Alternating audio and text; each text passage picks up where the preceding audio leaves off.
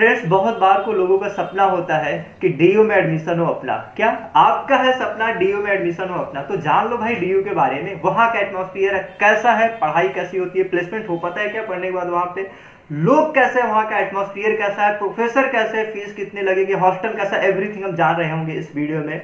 Because मेरे साथ आज जुड़ रहे हैं स्मित कृति जी, जो खुद डीयू से पढ़ी है, करेंटली आईआईटी दिल्ली में पढ़ रही हैं। तो बहुत बहुत स्वागत है एक बार फिर से स्मित कृति जी मेरे यूट्यूब चैनल रियलिस्टिक ज्ञान में। Thank you, Akshay. Thank you for inviting me. Hello, everyone. आप अपने बारे में कुछ चीजें इंट्रोड्यूस कीजिए, बिकॉज हम लोग कुछ वीडियो में बात कर भी चुके हैं। आप थोड़ी सी अपनी जर्नी बताइए डीयू तक कि आप कैसे डीयू में पहुंचे। शायद आप दिल्ली से हैं तो डीयू में जाना आपके लिए प्लस पॉइंट रहा होगा। Yes, actually मैं दिल्ली से ही हूँ। दिल्ली में मेरी स्कूलिंग हुई है and I did my graduation from Kirorimal college, university of Delhi. तो मेरे डायरेक्ट था, एक्चुअली कुछ और ऑप्शन भी नहीं था मेरे लिए। तो मैं दिल्ली में तो यहाँ पे यूनिवर्सिटी ऑफ दिल्ली ही है, तो यही था कि 12th में अच्छे मार्क्स लाने हैं और यहीं पे एडमिशन लेना है नॉर्थ कैंपस पे। तो वही सिंपल था एक्चुअली काफी। अच्छा, ये जो एडमिशन आपका हुआ था 12th के मार्क के बेसिस पे हुआ था, कोई अलग से एंट्रेंस ले गई थी ग्रेजुएशन के लिए? नहीं, एक्चुअली दिल्ली यूनिवर्सिटी में आपका मार्क्स के बेसिस पे ही आपके एडमिशन होता है। आपके पीसीएम के मार्क्स लेके जाते हैं for my course chemistry honours. आपके पीसीएम के मार्क्स लेके जाते हैं, तो आपकी ऑब्वियसली आपकी जितनी अच्छी परसेंटेज होगी आपका उतने अच्छे कॉलेजेस में हो जाएगा। मतलब आप टॉपर पहले से ही है, एकदम टॉप क्लास की स्टूडेंट रही हैं, बिकॉज आप बोर्ड में भी अच्छा करी होंगी, फिर डीयू में, देन आफ्टर आप आईआईटी दिल्ली में है, राइट? बोल सकते हैं। अच्छा, मैं आपसे बिल्कुल बिल्कुल है, आप बोल नहीं सकते हैं, नो डाउट।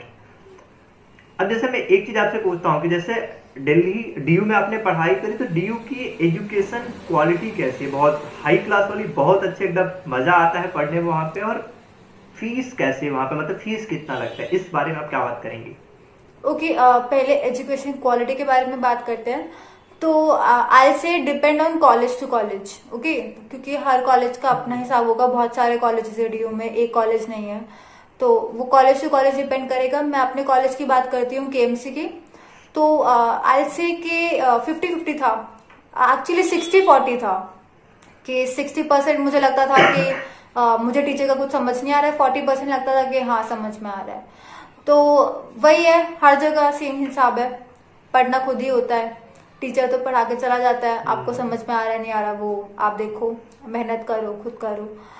तो पढ़ाई का ऐसा कोई बहुत अच्छा नहीं है, बट हाँ सही है, अच्छा है। बाकी रही फीस की बात सेकेंड, तो डीयू ऑब्वियसली इसलिए जाना जाता है कि वो इतना अफोर्डेबल है, गवर्नमेंट कॉलेजेस है, तो फीस कोई बहुत ज्यादा नहीं होती है।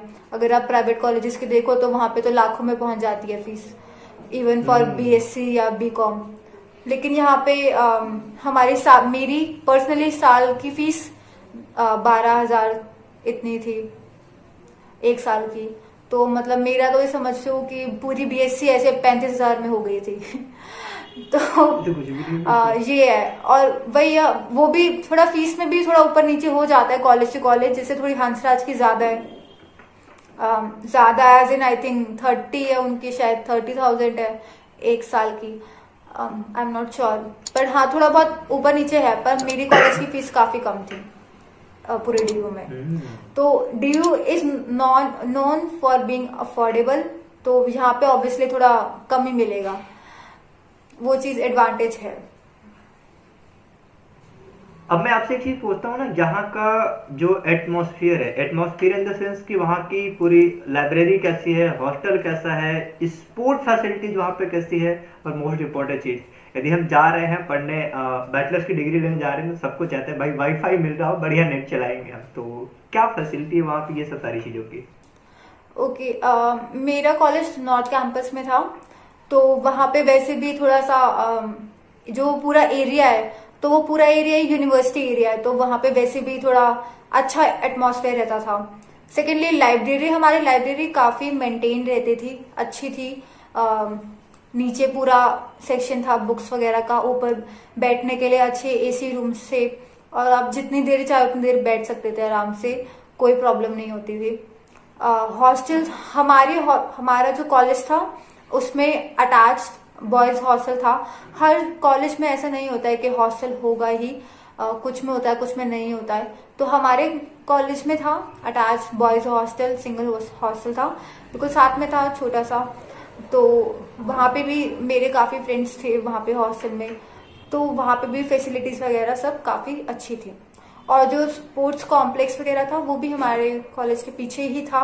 वहाँ पे एक्टिविटीज सारे जो स्पोर्ट्स वगैरह सब करवाई जाती थी, मेरे फ्रेंड्स वगैरह भी खेलते थे कॉम्पिटिशन वगैरह में, तो वो भी सब काफ़ी सही अच्छा होता है वहाँ पे। आई वोंट से कि बेस्ट था, बट हाँ दे यूज टू मेंटेन इट, अच्छा रखते थे वो।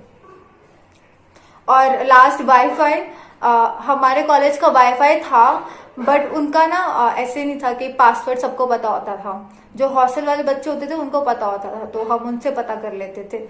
तो ये चीज थी, सबको नहीं बताते थे वो।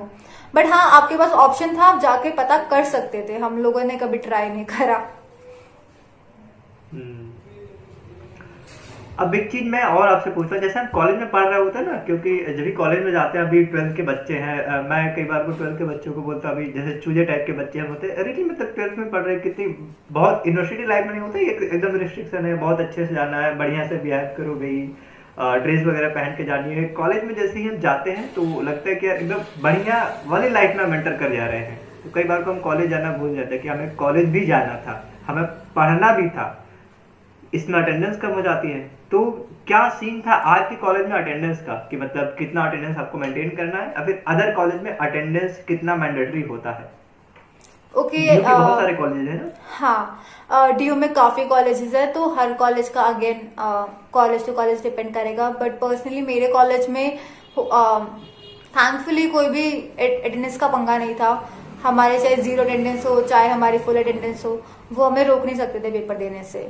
तो हमारी तो ऐसे, मेरी तो ऐसे आई थिंक 5th सेम में 33% अटेंडेंस थी। तो क्योंकि मैं अपने पेपर की तैयारी कर रही थी ऑब्वियसली, तो थोड़ी कम हो गई थी। तो ऐसा कुछ नहीं था कि अगर आपको 75% से ऊपर चाहिए हमारे कॉलेज में।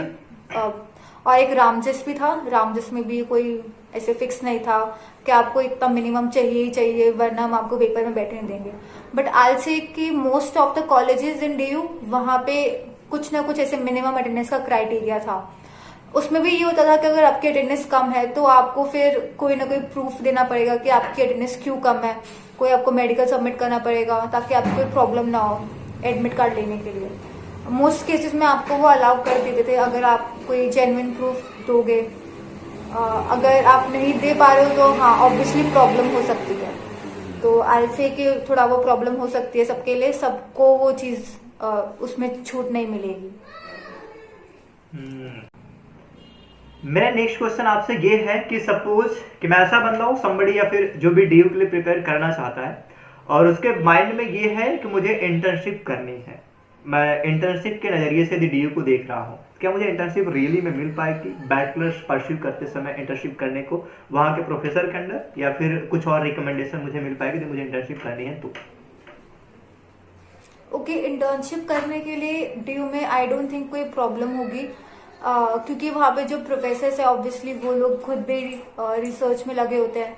सो वो लोग अपने अंडर आपको लगा सकते हैं। अगर आप उनके पास जाओ, उनको रिक्वेस्ट करो, बोलो कि मुझे रिसर्च करनी है, सो ऑब्वियसली वो जाके आपको रिकमेंड भी कर सकते हैं और आप उनके अंडर भी काम कर सकते हो। सो इंटर्नशिप में कोई प्रॉब्लम नहीं होगी। अब मैं ये चाहता हूँ कि मैं बैचलर्स ही करने जाऊँ, क्योंकि बैचलर्स करने के मेरे पास बहुत सारे ऑप्शन है, बीएचयू है, एसयू है, डीयू है, इनफैक्ट मेरे पास बहुत सारी स्टेट की यूनिवर्सिटी होंगी, या फिर जिस लोकेलिटी में मैं पढ़ रहा हूँ वहाँ पे मेरे पास कॉलेज है।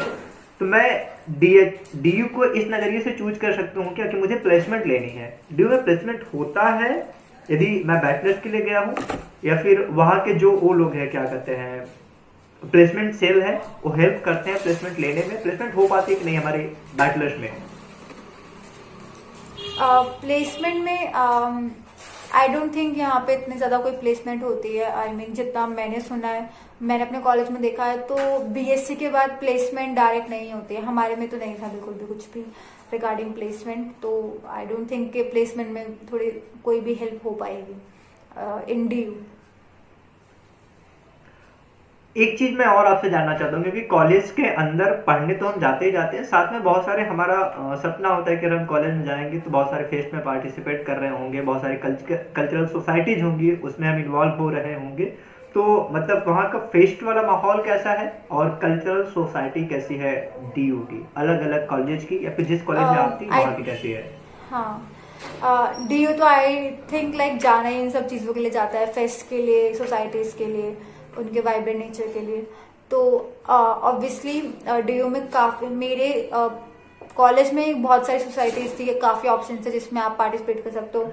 आई फील लाइक हर बच्चे को कोई ना कोई सोसाइटी या कुछ ना कुछ मिल ही जाएगा जिसमें उसका इंटरेस्ट हो, जहाँ वो जा सके, अपने स्किल्स थोड़े बढ़ा सके, कुछ नया सीख सके, थोड़ा मज़े कर सके। और तो वो सब चीज़ें तो चलती ही रहती है। बहुत सोसाइटीज़ थी, बहुत ज़्यादा, डांस की, म्यूज़िक की, NSS, NCC, ठीक है, आपकी हर डिपार्टमेंट की अपनी पर्सनल सोसाइटी होती है। सो वो उनके साथ भी आप काम कर सकते हो, वहाँ पे वो लोग आपको पोस्ट भी मिलती है, आप इवेंट्स ऑर्गेनाइज करते हो, तो आपके स्किल्स वहाँ पे डेवलप होते हैं मैनेजमेंट के। सेकेंडली फेस्ट की बात रही तो हाँ, फेस्ट होता है, हर सोसाइटी का अपना फेस्ट होता है, हर डिपार्टमेंट का अपना फेस्ट होता है, और कॉलेज का अपना फेस्ट तो होता ही होता है। तो फेस्ट का भी उसमें भी आप काफ़ी इंजॉय कर सकते हो, उसमें आप वॉलेंटियर भी कर सकते हो, उसमें आप जाके पार्ट भी ले सकते हो। तो आई थिंक उस नज़रिए से DU काफ़ी हैपनिंग है वहाँ पे काफ़ी चीज़ें होती रहती है, कुछ ना कुछ चलता रहता है कॉन्टिन्यूसली। यस, हमने बहुत सारे पॉइंट को देखा कि हमें अटेंडेंस वाला क्या सीन है, कैसी एजुकेशन की क्वालिटी है, फीस क्या है, इंटर्नशिप अपॉर्चुनिटी क्या है, कल्चरल सोसाइटी, या फिर प्लेसमेंट की बात कर ले, या फिर फेस्ट वाले सोसाइटीज की बात कर ले, फेस्टिवल कितने होते फेस्ट वहाँ पे, सारा कुछ हमने इंक्लूड करा। मैं इस कंक्लूजन पे पहुंच पा रहा हूँ कि यदि आपको कल्चरल सोसाइटी में पार्टिसिपेट करना है, फेस्ट में पार्टिसिपेट, मतलब ओवरऑल आपकी डेवलपमेंट चाहिए, अफोर्डेबल फीस में पढ़ना है, DU बेस्ट ऑप्शन है आपके लिए, आपको जाना चाहिए। थैंक यू सो मच इस वीडियो में आखिर तक बने रहने के लिए। आई होप आपका यदि सपना होगा DU तो पूरा हो, आपका यदि सपना है DU में जाना पूरा होगा। आप मेरा भी सपना पूरा कीजिए, क्योंकि हम भी चाहते हैं 1 मिलियन सब्सक्राइबर पर पहुंचना। तो चैनल पर नया सब्सक्राइब कीजिए, मैं बहुत सारे लोगों को लाके इंटरव्यू कर रहा हूँ जिससे आपका हेल्प हो रहा होगा। यदि आप DU पे डिटेल वीडियो कुछ और जानना चाहते हैं, just let me know in the comment box, मैं वहां पे आपको चीजें बता रहा हूँ, आपके क्वेश्चन का आंसर कर रहा हूँ, सो दैट आपका हेल्प हो पाए। रियली में मैं आपकी हेल्प के लिए डेडिकेटेड हूँ, कमिटेड हूँ, जस्ट आपको एक्शन लेने की देरी है। वीडियो पसंद आ गई ना, शेयर कर दो दोस्तों के साथ में, फैला दो, कहते हैं ना आग लगा दो, वैसा वाला काम कर दो। मिलूंगा आपसे किसी और वीडियो में, तब तक अपना ख्याल रखिएगा। जय हिंद।